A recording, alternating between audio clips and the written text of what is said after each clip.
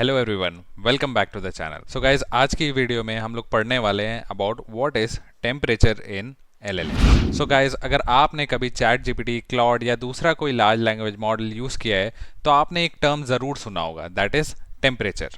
जब आप developer APIs या ओपन एआई के प्लेग्राउंड में जाते हो तो वहाँ एक स्लाइडर होता है जिसे आप 0 से लेकर 2 तक सेट कर सकते हो, और वहाँ लिखा होता है adjust the temperature to control randomness. लेकिन क्या आपने कभी सोचा है कि कंप्यूटर साइंस और एआई में टेम्परेचर का काम क्या है? क्या एलएलएम को सच में बुखार या फीवर होता है, या इसके पीछे कोई सॉलिड मैथमेटिक्स और प्रोबेबिलिटी काम कर रही है? आज के इस वीडियो में हम बिल्कुल स्क्रैच से एकदम सिंपल लैंग्वेज में समझेंगे कि एलएलएम्स में टेम्परेचर क्या होता है, इसका बैकग्राउंड मैथ क्या है, और एज अ डेवलपर या प्रॉम्प्ट इंजीनियर आपको कब टेम्परेचर हाई रखना है और कब लो। तो बिना किसी देरी के चलिए वीडियो को शुरू करते हैं। ओके गाइस, सो टेम्परेचर को समझने से पहले हमें एक बेसिक चीज़ समझनी पड़ेगी कि आखिर एलएलएम्स एक्चुअली में काम कैसे करते हैं। LLMs basically high level probability machines हैं। उनका एक ही मेन काम है, that is next token prediction. मतलब वो एलएलएम्स जो है वो ह्यूमंस की तरह थिंक नहीं करते, वो प्रोबेबिलिटीज को कैलकुलेट करते हैं। फॉर एग्जांपल, होता क्या है कि यहाँ पे जो हमारा इनपुट प्रॉम्प्ट है, the cat sat on the, ये जो इनपुट प्रॉम्प्ट है ये एलएलएम को जाएगा। एलएलएम नेक्स्ट टोकन को प्रेडिक्ट करेगा कि इस सेंटेंस में नेक्स्ट टोकन हमारा क्या आना चाहिए। तो ये 4 वर्ड्स प्रेडिक्ट कैसे होते हैं? मॉडल अपने ट्रेनिंग डेटा के बेसिस पर अगले वर्ड की प्रोबेबिलिटी को कैलकुलेट करेगा, और कुछ इस तरीके से ऑप्शंस आएंगे जैसे मैट आ गया, रग आ गया, कार आ गया, मून आ गया। अब यहां पर सवाल आता है कि मॉडल इन चारों ऑप्शंस में से कौन सा वर्ड सेलेक्ट करेगा। That is how does the model decide which candidate to pick. और यहीं पर एंटर होता है हमारा कॉन्सेप्ट, दैट इज टेम्परेचर। अब दोस्तों देखते हैं कि आखिर टेम्परेचर क्या होता है। तो टेम्परेचर सिंपल डेफिनेशन में देखें तो टेम्परेचर एक ऐसा पैरामीटर है जो कि मॉडल के रैंडमनेस और डाइवर्सिटी को कंट्रोल करता है। ये डाइवर्सिटी क्या हो सकती है? मॉडल की जो क्रिएटिविटी है, क्रिएटिव कैपेबिलिटी है। तो चलिए इसको 2 एक्सट्रीम केसेस से समझते हैं। हमारा केस नंबर 1 है जब हमारा मॉडल का टेम्परेचर लो है, that is approximately equal to 0। अब जब आप टेम्परेचर को बिल्कुल 0 कर देते हो या बहुत ज़्यादा लो कर देते हो, जैसे 0.1, 0.2 ऐसे कर देते हो, तो मॉडल बहुत ही ज़्यादा कंजर्वेटिव हो जाता है, बहुत ज़्यादा प्रेडिक्टेबल हो जाता है और रिपीटेटिव हो जाता है। वो हमेशा वही वर्ड चूज करेगा जिसकी प्रोबेबिलिटी सबसे हाई है, और इसी प्रोसेस को हम टेक्निकल लैंग्वेज में ग्रीडी डिकोडिंग कहते हैं। यहाँ पे लिखा है कि इसको हम लोग ग्रीडी डिकोडिंग करते हैं, that is always picks the word with the highest probability. जैसे आउटपुट क्या होगा? The cat sat on the mat, because mat training data के हिसाब से एलएलएम में mat has the highest probability. अब अगला केस क्या होगा जिसमें हम टेम्परेचर को हाई कर देंगे, that is temperature will be 1 और हायर। जो टेम्परेचर की रेंज होती है वो 0 से 2 के बीच में होती है। तो जब टेम्परेचर हाई होगा तो मॉडल थोड़ा एडवेंचरस हो जाता है। वो अब सिर्फ हाईएस्ट प्रोबेबिलिटी वाले वर्ड्स को नहीं देखेगा, बल्कि लो प्रोबेबिलिटी वाले वर्ड्स जैसे कार या मून, इनको भी सेलेक्ट करने का चांस बढ़ा देगा। तो इससे क्या होगा? मॉडल का जो बिहेवियर होगा, मॉडल एक क्रिएटिव आर्टिस्ट जैसा बिहेव करेगा, जो कि थोड़ा रैंडम या आउट ऑफ द बॉक्स सोचता है।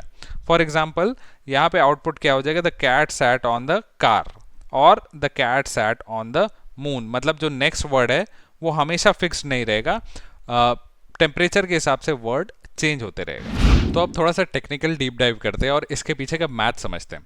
तो एलएलएम जब प्रेडिक्शन करता है तो सबसे पहले वो रॉ स्कोर्स जनरेट करता है, जिसको हम लोग कहते हैं लॉजिट्स, और इन्हीं लॉजिट्स को हम टेम्परेचर से डिवाइड करते हैं।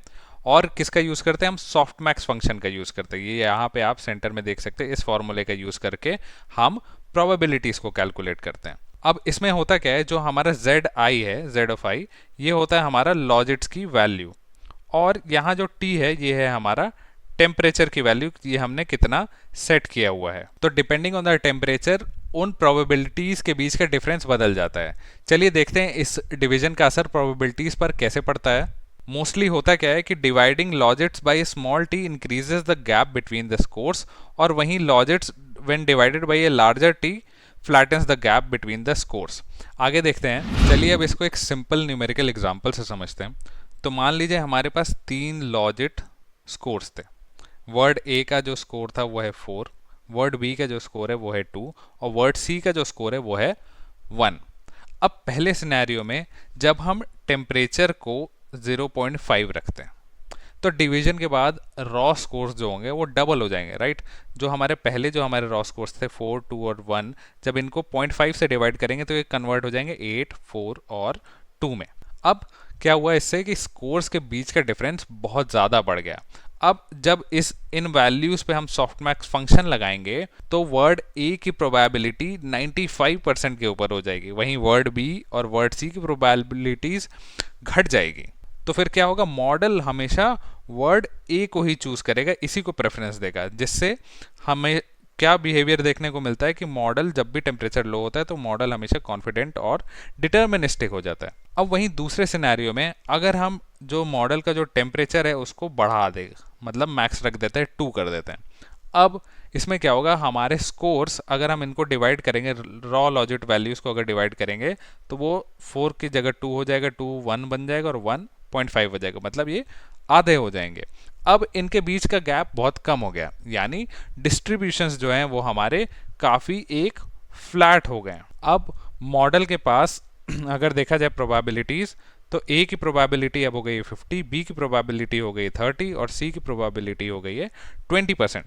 तो अब क्या होता है कि मॉडल वर्ड बी या सी को चूज करने का भी एक अच्छा चांस मिल जाता है मॉडल के पास, जिससे हमारे मॉडल का बिहेवियर क्या होता है, हमारा मॉडल मोर क्रिएटिव और मोर डाइवर्स होता है। जैसे लोअर टी, उसमें क्या होगा कि larger logic differences, sharper softmax. यहाँ आप देख सकते हैं कि सॉफ्टमैक्स का जो डिस्ट्रीब्यूशन शेप है वो काफ़ी शार्पर होता है, जिससे मॉडल ज़्यादा कॉन्फिडेंट होता है। वहीं हायर टी वैल्यू अगर है तो स्मॉलर लॉजिक डिफरेंसेस होंगे, फ्लैटर सॉफ्टमैक्स होगा जैसे यहाँ आप देख सकते हैं, और मोर डाइवर्स आउटपुट होगा। अब आते हैं सबसे प्रैक्टिकल पार्ट पर।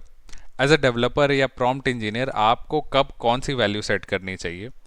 तो अगर आप कोडिंग कर रहे हो या फिर मैथ प्रॉब्लम सॉल्व कर रहे हो, जैसे कोडिंग कर रहे हो, मैथ प्रॉब्लम या फैक्ट को एक्सट्रैक्ट कर रहे हो या प्रिसाइज क्वेश्चन एंड आंसर कर रहे हो, तो टेम्परेचर को हमेशा लो रखें, that is in the range of 0.0 to 0.3।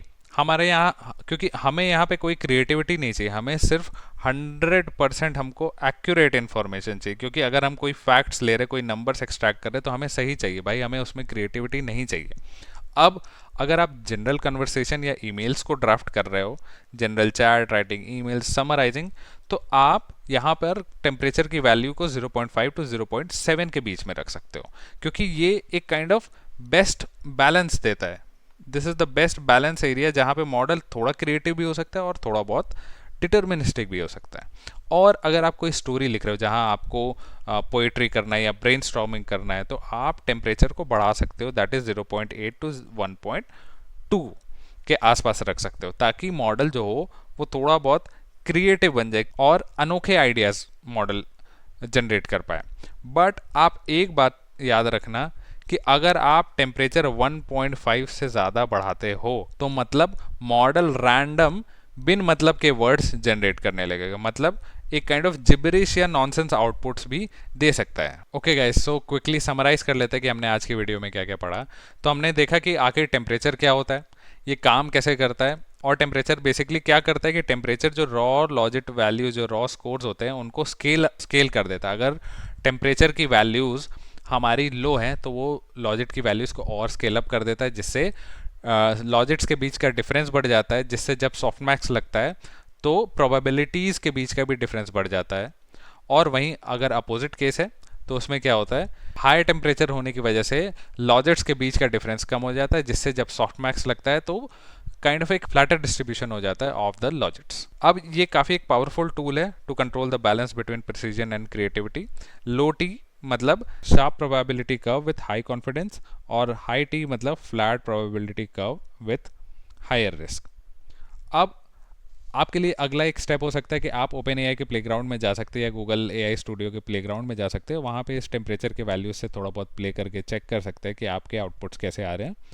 और अगर आपको ये वीडियो पसंद आई, इस वीडियो से आपको थोड़ी सी भी वैल्यू मिली हो, तो इस वीडियो को ज़रूर से लाइक करिएगा, इस चैनल को ज़रूर से सब्सक्राइब करिएगा, क्योंकि मैं रेगुलरली ऐसे ही इन्फॉर्मेटिव एआई कंटेंट अपने चैनल पर डालते रहता हूँ। मिलते हैं आपसे अगले वीडियो में, तब तक के लिए बाय बाय।